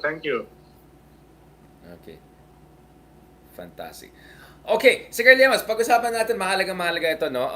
Mamaya na, update mo ako kung dumating si Robinhood dyan sa, sa West Philippines. No, I mean, of course, one of my favorite thinker is Max Weber. And one of the greatest ideas of Max Weber was analysis of charisma. My favorite sociologist. Exactly, charisma. Charisma. And sabi niya, one of the things that charismatic leaders in modern era can do is to embed their charisma into institutions. No, that's how you build strong states. So you can start with a charismatic leader like Peter the Great, and the next thing you build a strong Russian power. No, unfortunately in other countries it's either or. Diba? You put a Trump there, wawasakin niya yung State Department, huminang US. Ganun. But actually you can institutionalize charisma. In the same sense, para sa akin, you can have great ideas about West Philippine Sea, great moments of excitement, parang pag nanalong Gilas Pilipinas, ganun si Bato, tapos si Chad Reyes, ganun, all of that. But you need to institutionalize that para malakas ang Gilas over time. In the same way, in political advocacy, especially to West Philippine Sea, kasi this is not gonna go away, unfortunately. Well, you cannot choose your neighbors, right? They're gonna be there, and they could become even more neighbors if they invade Taiwan, God forbid. So, this is gonna be a long fight. That's why attrition warfare ito, marathon ito in many ways. So, you really need long-term organization. Hindi, in short, I know many are gonna hate me, and in a way, I'm gonna hate myself. But you cannot hashtag this. You cannot tweet this. This cannot be tweeted. This has to be organized, underground, real time. So Ronald, let's talk about this because this is really important, and this is, I think, something that is the animating force of your life, and one of the reasons I really respect you a lot, because it's one thing for you and I to sit down and have very interesting intellectual discussion. That's fantastic. But I think one reason I respect you a lot, and a lot of other people, of course, si Lodi Walden and among others, is the commitment to on-the-ground organization. It's still another thing. You go on the ground, warm bodies there. You really put your body as your vote, no, for certain issues. Let's talk about this, Ronald. What is political organization? Why is it important? And why you cannot hashtag, tweet, X, whatever, West Philippine Sea protection and Philippine patriotism? Yeah. Ako Richard, I'm a Neanderthal. No, I rarely use the computer. I rarely use email. Kaya ako, yung bahay ko, punong-puno ng libro. Yeah. Dahil yung mga regalo sa akin na Kindle, pinamimigay ko No, gusto ko pa rin talaga the smell, the touch of an old book. No? Yun yung gusto ko. Pero yun nga yung pan. Kaya wala akong Twitter, wala akong Facebook, wala akong hindi ko ina-advise na gayahin yan. No? Yeah, dahil yung technology na ngayon na available sa atin, yung virtual world na yan, ay pwedeng gamitin. Huwag lang nating iwanan sa forces of reaction to weaponize that. Kailangan gamitin din natin. No? Pero I'm too old for that. No? Iba na yung gagawa niyan. Yung mga generation yun na. No? Pero ako, ang tingin ko, both of them can coexist. No? Parang bibingka yan No? Kailangan niluluto mo sa taas itong bagong technology ng social media, no? TikTok, etc. Pero sa ilalim, kailangan pa rin talaga yung solid organizing. Itong social media, pwede itong sweeping No? Ginigising niya ng tao No? Pinupukaw yung mga tao pero ang magkakatalyze niyan ay solid organizing. You have to, yung mga nagising, yung mga affected ng social media, yung biglang merong moment sa TikTok na ay, ganito pala ang problema. Ay, ganito pala yung pwedeng gawin. Kailangan mo pa rin niyang ilagay sa mga organizations. Right. Kailangan mo pa rin niyang ilagay sa mga movements. Kailangan mo pa rin sila ng sustained mentorship. No? Kailangan mo ng sustained mentorship. Yun yung sabi ko doon sa mga ka-generation ko eh. No? At best, we have 10 years na productive lives. So gamitin natin yung 10 years para yung ating skills, yung ating experiences, yung ating lessons, no? Yung meaning na nakuha natin sa ating experiences, may bahagi natin sa next generation na hindi naman tayo parang source of knowledge. No? Kaya nga mas gusto ko yung system ng mentorship or ng study circle. Hindi ka monopoly of knowledge. Para nag-share ka together with them experiences. Pero marami tayong i-share. No? Halimbawa, coalition work. No? Ang dami kong karanasan sa coalition work pero wala akong naisulat. At wala rin ako nabasa na nakasulat about coalition work. Yes. Tungkol doon sa Labor Advisory Consultative Council where all the labor groups for the first time in history magkakasama noong 87 to 89. Right. No? Yung Congress for the People's Agrarian Reform where all peasant organizations magkakasama. Yung National Movement for Civil Liberties, no? Na lahat ng political blocs magkakasama as never before. Right. Yung Freedom from Debt Coalition, no? Na nagsama-sama lahat on an economic agenda. Yan yung mga, ang daming magagandang lessons dyan, pero wala nang nakasulat. No? Paano sila nag-thrive at paano sila nawala? Ano yung mga kailangan nating lessons? Yan yung gusto kong, yung my generation ay i-organize not into teach-ins, not into prefabricated curriculum, pero mas interactive na mentorship. No? Yan yung while others are using social media, while others are using TikTok, ChatGPT, etc. Yung iba, kami, ito yung assignment namin. No? Kaya nga, 2 days ago, kasama ko yung mga mangingisda. No? Old school. Pinag-usapan namin yung harassment sa kanila ng 2 hours. No? Hindi yung kaya ng TikTok. Di ba? Hindi yung kaya ng TikTok. Maganda ang TikTok. A few seconds. At most 1 minute. Pero kailangan mo pa rin talagang tanungin yung tiga Baho Masinloc, what's happening? Yeah. Tanungin yung tiga Palawan, what's happening? Kailangan interactive. So kailangan mo pa rin, yung pinag-uusapan natin ngayon, na solid organizing on the ground. No? Yun yung kailangan natin. Sir Liamas, before I go to siguro the ABCs lang, no, in a kind of a more pedagogical way, are you thinking about writing at least kind of a memoir-ish? And then, kasi maganda sana, Ronald, no? Parang case studies. Like, ito yung mga golden era of organization and coalition. What were the conditions that allow it? What are the conditions that may be replicated? You know, yung mga ganun, like case studies lang, kahit short lang, ganun. I was thinking, it's a very important project. For some reason, I didn't come across anything like that. Of course, I'm not a sociologist by training. I'm more political science, international relations, economics. But I'm just thinking, oh nga, it's very important. Kasi ako, I've read a lot about Latin America. I've read a lot about Me too. Germany. Yung mga ganun, pinag-aralan natin. Bigla iniisip ko yung Pilipinas. Ay, oh nga, no, parang wala akong masyadong nabasa about the sociology of or I mean, of course, Teresa Tadem among others have written amazing stuff on, you know, social movements, etc. Pero yun nga, parang case studies, especially from someone like you, Ronald, who is a praxis guy, diba? Now, you're articulate, you got the intellectual bank, but you're a praxis guy. You were there, flesh and blood. You know, you press flesh, you talk to these people. Kung sana nga, we can have like yung bite-size, kind of like textbookish, pero very short, no? Brief yung case studies, lessons to be learned. Maganda sana yan. Kasi feeling ko, to be fair to the new generation, yun na, all they say is, oh, Barack Obama became Barack Obama because he was so good online. Or, eto ngayon si Trump. Like, kasi purong ganun na exposure nila eh. And in the Philippines, no offense to them, but you know, Rappler, their whole narrative is, everything is about social media. Disinformation ang dahilan ganito. You know, so I cannot blame the new generation because yun lang yung level of exposure nila. Nothing much deeper to really analyze big changes, fundamental changes. These are tectonic shifts. It's not gonna come like you cannot tweet it. I know this very well, Ronald, because my first book was actually on the Arab uprisings, you know, well before I get into that. And in that book, this is 10 years ago I wrote about it. Doon pa lang sinabi ko, Twitter counter-revolution, yun ang term ko, na how reactionary forces will use social media against the very revolutions that supposedly came out of digital platforms like, you know, Egyptian revolution, ganun. And the next 10 years, I'm just being proven right and left. We have not produced a single successful revolution in the 21st century. With all the hype about internet, activism, and all of that, nada. At least, yung panahon niyo, Ronald, ang dami mga successful revolutions na nangyari. 80s pa lang, di ba? Ang dami nangyaring successful revolution. Before that, 70s, 1920s, multiple Russian revolution, Chinese revolution.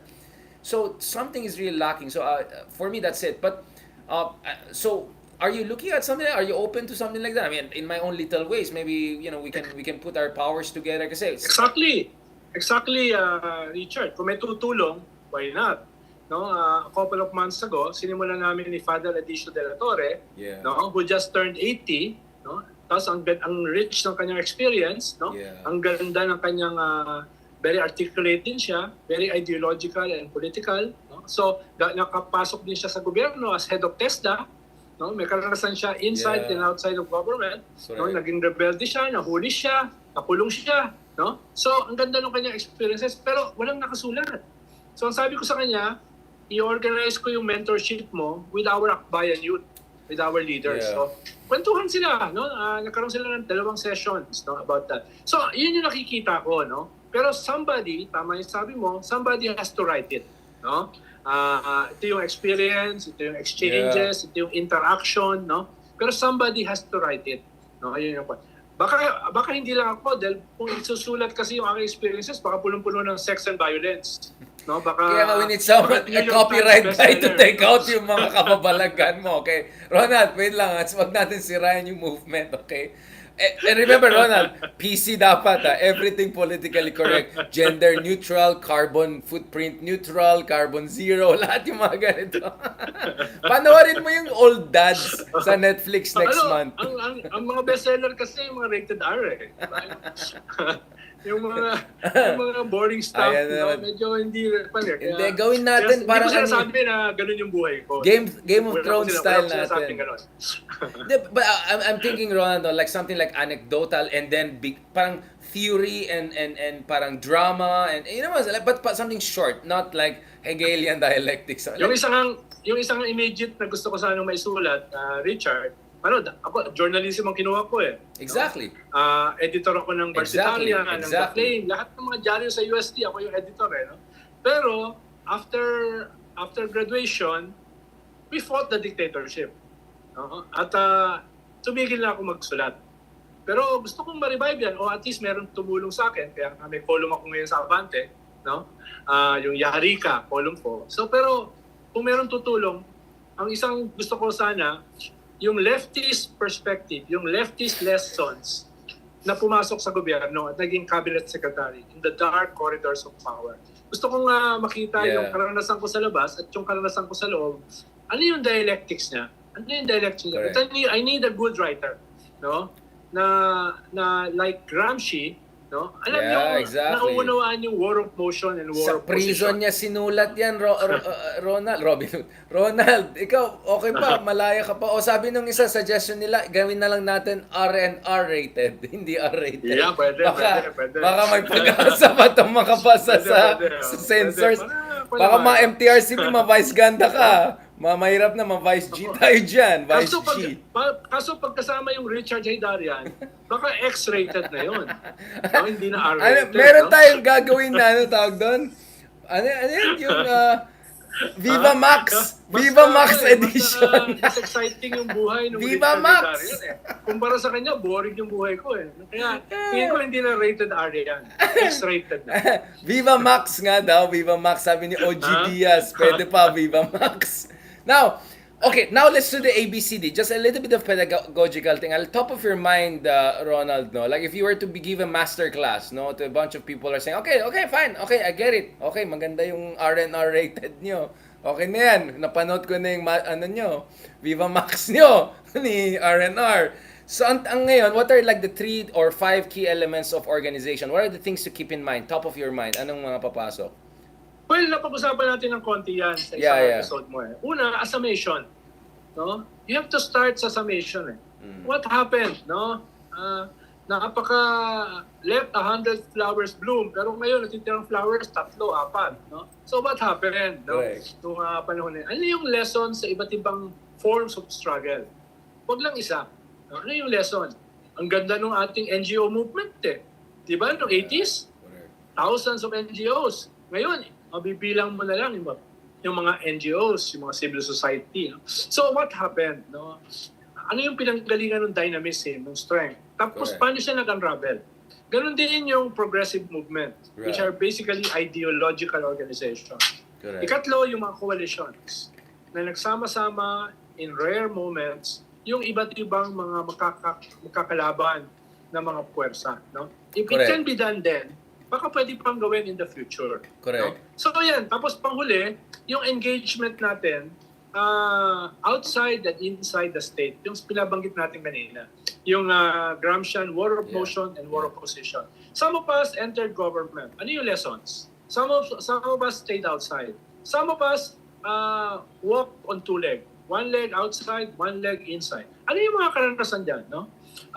Kilala ko pa yung mga tao na yung mga main actors dyan. So bago sila mawala, baka pwedeng kausapin. Yeah. No? Baka merong sila yung mga key informants. Pero kailangan may magsusulat na mas bata.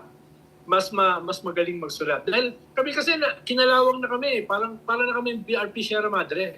No? Kinalawang na kami dahil pag hindi ka nagsusulat ng madalas, kakalawangin ka no? Magkakaroon ka ng arthritis. No? Yun yung mangyayari. No? Kaya ngayon, dahan-dahan, bumabalik ako. I-chat-GPT na lang natin yan. Pero Chat-GPT. mas conversational. Taglish. Correct, No? correct. Taglish. Yeah, yung parang ginagawa natin, R&R style, R&R rated. Oo, maganda yan. Yan. Mabenta yan eh, mabenta yan. Totoo yan. Kasi kung Tagalog lang ang Filipino, trying hard lalo yung mga conyotics na katulad ko. But I have a question, Ronald. Sabihin natin ang kausap mo yung mga konyo, yung mga magaling magsalita, ma-English, medyo may influence, medyo may mga following. Ano yung advice mo sa ganyan tao na sabihin, I don't wanna go there on the ground, it's so mainit or like, I will look out of place yung mga ganyan. Like, anong mungkahi man advice mo sa mga ganyan, mga walang hiyang konyo na yan? Na very politically correct, carbon-free, ganyan. In-interview ako sa Tiger TV sa University of Santo Tomas, University ng Martial Law. Ang tema, the first student council in the university belt, probably in the whole Philippines during martial law. Yun yung tinayo namin noong 1979. Correct. So in-interview ako tsaka yung aking vice president. Isa doon sa mga napag-usapan ay yung experience ko dahil hindi ko alam, nung naging president ako student council, I don't even know what a quorum is.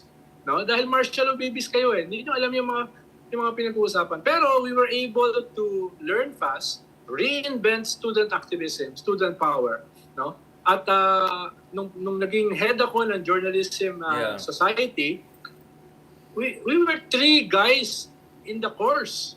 Most of them are women, and most of them are beauty queens, no? Arlene Glinoga, classmate ko, ay mutya ng Pilipinas, no? Si Joji Upano, Miss Quezon City, Melda Dominguez, cover girl ng mode. So mga mga sosyal, no? At dinala ko sila sa Barrio Magsaysay, sa Tondo, sa Smoky Mountain. Kinabahan ako dun sa dinala ko sila sa Tatalon, no? Okay. Dinala ko sila sa Bangpulasi, sa Nabotas. No, yung like talagang in your face, talagang panyo, no? Talagang dagat ng basura, puro putik, puro waste, no? Nandun. Dinala ko to mga naka-high heels, mga beauty queens sa journalism course ko, no? Doon sa you have to start somewhere. No, yung iba sa kanila talagang nayanig. No? Nayanig from their isolation, no? At eventually naging aktivista. Yung iba hindi na bumalik, no? Talaga namang may casualties din no? Na-trauma masyado, na-trauma. Kailangan mo silang i-shake, kailangan mo i-disrupt yung kanilang normal, no? Normal lives, no? Kailangan mo complacency.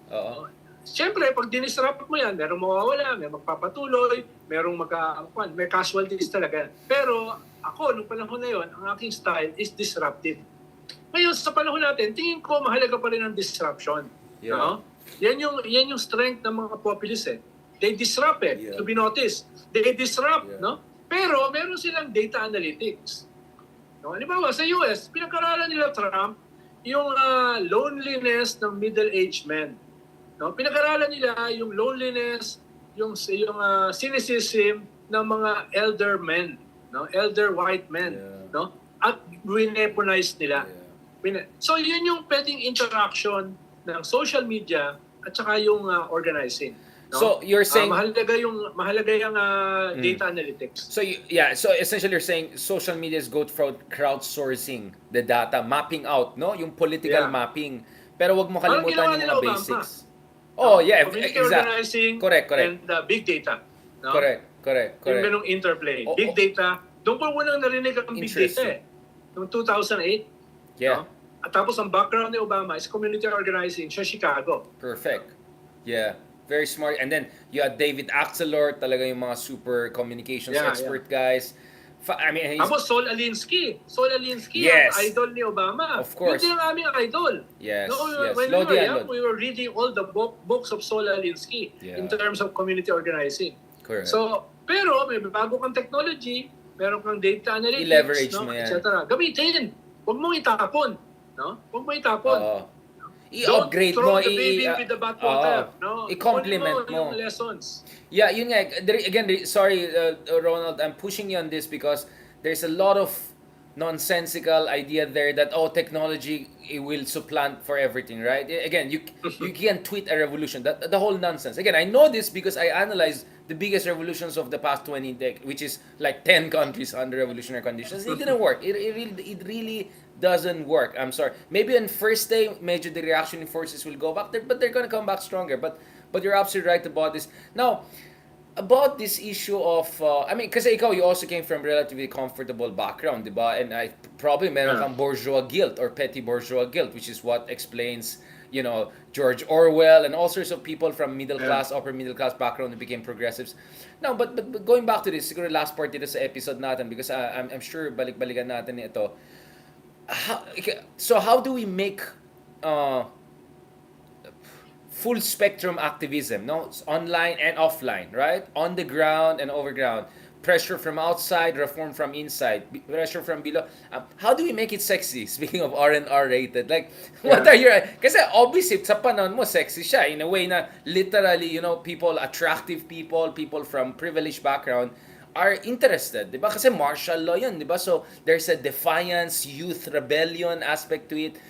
Ngayon, my fear kasi, Ronald, is more like, parang everyone is being zombified with all of this commercialist nonsense. No? I mean, again, I, with all my training in, studying capitalism and Gramsci, napapadala din ako sa mga latest nonsense. What's the latest Adidas? So zombify talaga tayo. And then now there's ChatGPT and all. So how do we make this sexy for the 21st century? Again, we mean it in a completely non-sexist way. We mean it, how to make it cool, kasi feeling ko, Ronald, yun yung kulang sa opposition nung last elections. No offense, cool factor Kulang sa cool factor. Kasi si BBM mukhang BTS pa siya dun sa TikTok niya. For people like us who study this, talagang may cool factor si BBM. Pwede niyang pagtawanan si BBM. But he look cool. Diba? And Gen Z vote niya, 60-70%. Diba? Yung mga nakita natin sa Pulse Asia. We don't have exit polls, but based on the numbers here, we're looking at Gen Z as the biggest winning. So, cool factor. How do we get that cool factor, Ronald? Richard, mahabang usapan yan. Yeah, exactly. Ano lang to? Parang ano lang to? Some sort of a teaser for a future episode maybe. Or personal discussion. Halimbawa, initially, Richard, yung IT guy ko is a millennial. No? Siya yung nagtuturo sa akin everything about IT, about the virtual world, about the multiverse, no? About social media. Siya yung nagtuturo sa akin. No? Yung mga metrics na ginagamit, hindi ko na yung may unawaan. No? Yung tool sa data analytics, hindi ko na yung mauna. Hingi na lang ako sa kanya ng summary. No? Pero, this millennial ay importante sa akin. No? Dahil merong constituency yan eh. May constituency. Correct. At ang kanyang request, content, they will develop the content, pero they cannot create it. Yun yung karanasan namin, the content. Nagdebate kami dyan ni Maria Reza 2 months ago. Sinasabi nila ay kailangan i-regulate ang big tech. Kailangan ayusin ang content management, etc. I agree with her naman. In fairness naman, I agree with her. It's more than that. No? But that's just the first level, exactly. It's just the first level pa lang yan. Yeah. Pero, alam mo ba, itong tao ko nito, yun yung kanyang request sa aming generation. No? kailangan nila ng content na, gagamitin nila in TikTok, gagamitin nila in Twitter or X, no? Gagamitin nila yung form ng social media, yung technology, gagamitin nila. Pero kailangan nila yung Content. pinakamahalaga sa kanila ngayon is the content, no? Alam nila na ang absorptive capacity ng karaniwang tao is at most, no, 1 to 2 minutes, no? Yung iba nga 30 seconds and they will change the channel. So you have to catch their attention in a few seconds. You have to disrupt their lives, no, para makuha mo sila. At yun yung ginawa ng Cambridge Analytica, yung mga kaibigan Seduce mo. them into nila. truth, as Socrates put it. Seduce Yun yung them ginawa. into truth, yeah. Dapat gawin natin according to our terms. Diba? We also have to weaponize technology according to our own revolutionary goals, no? To our own revolutionary goals. Sabi nga ni Maria Ressa, we cannot be the monsters we are trying to destroy. I agree, no? Pero may mga tactical moments na you have to use the weapons. You have to use the strategies of the enemy against themselves.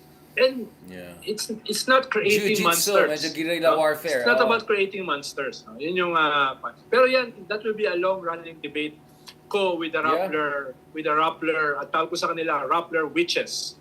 Dahil puro babae yung kanilang mga editors. So, yan yung mga kaibigan ko yan mga recruit ko yan sa college. They're fantastic people. They're definitely Raptor people, fantastic people. Pero yun nga, yung disagreement ko kasi is I think there's a lot of focus on supply side, which is what big tech companies do. There's not much focus on the demand side. Why are people willing to fall for nonsense? Why are they emotionally vulnerable? And I think that's where kulang talaga sa self-awareness. I see that with a lot of liberals in the Philippines. Kulang talaga sa self-awareness about saan tayo nagkukulang.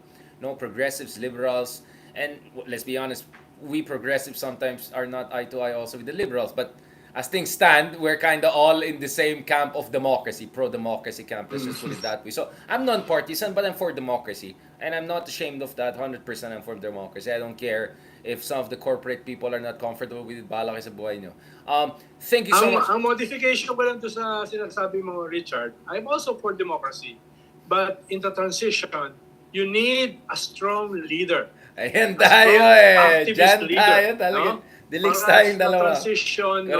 Para yung strengths ng democracy ay mag-benefit yung mga nakararami. Yun ang failures ng liberal democracy. Correct. Diba?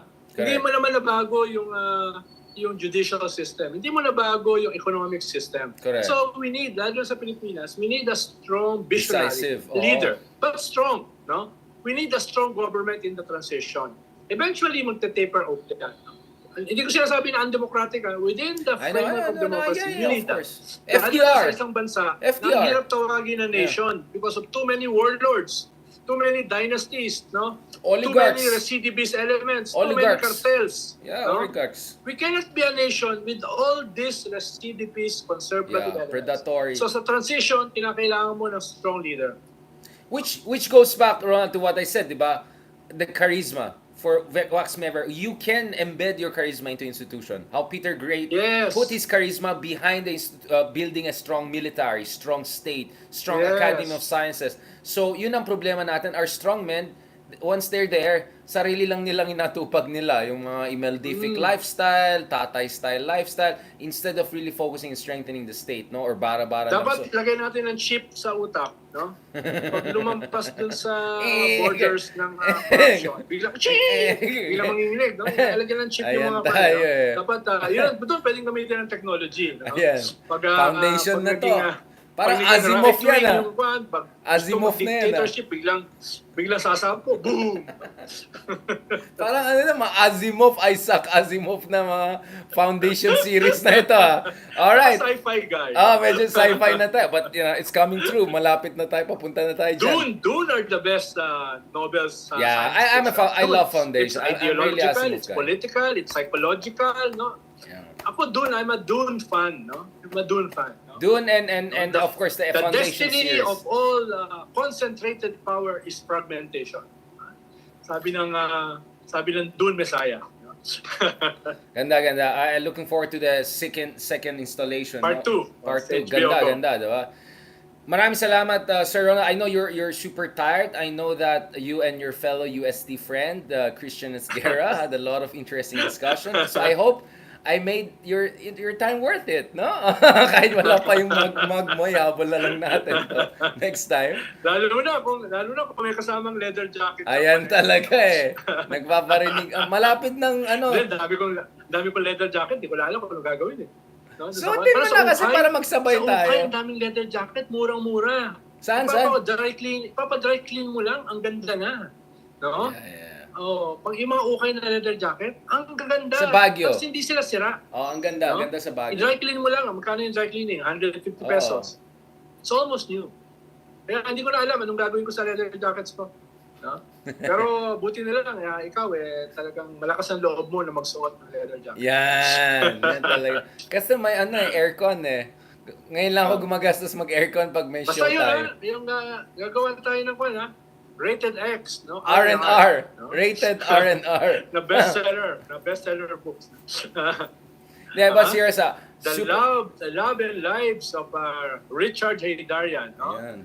The many lives, the lamentations, the loneliness. Pero maganda yung pinag-uusapan natin. Kailangan dyan ng a longer period. Oh, no. Dahil Pansin mo na, maraming angles, no? Maraming variables at play. Pag pinag-usapan natin yung organizing, no? It's not very simple. Hindi siya yung social media revolution ng mga kaibigan mo, no? Na lahat ni-reduce sa social media, no? You can launch a revolution, no? Arab Spring, no? yeah, you cannot tweet the revolution. Yeah, it just doesn't work that way.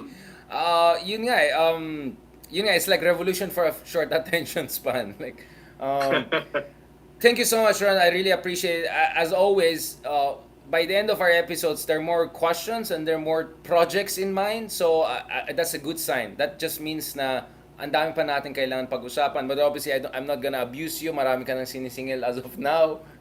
Mag-fundraising muna ako bago hindi na kita ma-afford. Pero thank you so much, Ronald. Isa-slice ko pa to para... Isa-slice ko pa to. Basta nag-enjoy, hindi lang tayong dalawa, R&R, kundi yung ating audience. Especially the trolls. No? Hindi nga ba't yung mga trolls dito? Tumahimik na sila sa pagtotroll dahil natatawa na rin sila sa natatawa na nga sila. Kaso dito sa YouTube ko, ang dami mga message is held for review. Message is held for review. Ibig sabihin, puro mga minumura yata tayo mga trolls natin. Salamat sa Google. Live censorship ang ginagawa para sa atin. Eto na, R&R. Gawa na tayo ng logo natin. Malapit na, papunta na tayo dyan. Thank you very much, Secretary Llamas. Parang doon kay Christian kagabi, may nagpumalat sa akin, no? Ano bang credibility ng si Ronald Llamas? Doon nagtapos. May pagka-Robinhood. Ano bang credibility? Sabi ko, salamat. Tuwan-tuwa ako, masarap ang tulog ko. Basta, ito. Malapit na magkaka-TV show na rin tayo at the ratings are going. Maraming salamat ako kay Nelson Ramos. Ayan, nagpapa-shoutout ng mga ka-R&Rs natin. Marami tayong mga ka-R&R. Spontaneous support na to. Thank you, Ronald. So, weekend is coming. Of course, Sabbath day tomorrow. Medyo strict ako sa Sabbath day ko. Digital Sabbath. I'm out of the system. Talaga? Medyo, of course, we need recovery, right? Even you 6-7 days a week, day a week, parang crazy. You have to. So, take care of yourself also, Ronald. Hopefully, you'll have 30 more years of productive year kasi marami pa tayong mga R&R na kailangan gawin. Kulang ang 10-15 years. Yun yung sinasabi ng mga anak ko eh. Papa, ano kaya ang itsura mo pag 80 years old? Grabe. Siguro ikaw yung creme ala creme ng mga assholes. Dahil stem cell lang yan. Bata ako, asshole na ako. Lalo na pag tumanda daw ako, no? Hindi nila ma-imagine, no? Pag ako ay 80. Grabe naman. Sabi mo sa mga anak mo, yung mga social mong anak, pa-stem cell ka na lang nila kay Vicky Bello para forever yung... Magpapa-clone. Wag na! Too much na yung isang kids Ronald, please don't clone. In the not so distant future, magkaroon ng mga several Ronald. I know. Sadly, I think one is enough. Pero sige, just in case may backup lang tayo, Ronaldo. Thank you very much. Kahit dalawa, pwede na. Ayaw mo talaga mag-goodbye sa akin, ha? Talagang ma-miss mo na talaga ako. Goodbye, Ronald. God bless. Talk to you soon. Send ko yung mga link ko sa'yo once they're out, no? Have a good weekend. Salamat, see you next week. God bless. Ingat. Boom! Yan. Kamusta naman dyan, mga kameta? Maraming salamat. Ito na. We're officially ending our September vlogs. Medyo makulit tayo itong September na to. So I hope guys, masaya kayo sa September vlogs natin, and God willing, tuloy-tuloy din natin yan for the coming months, and hopefully looking forward to more discussions with Ronald, with friends.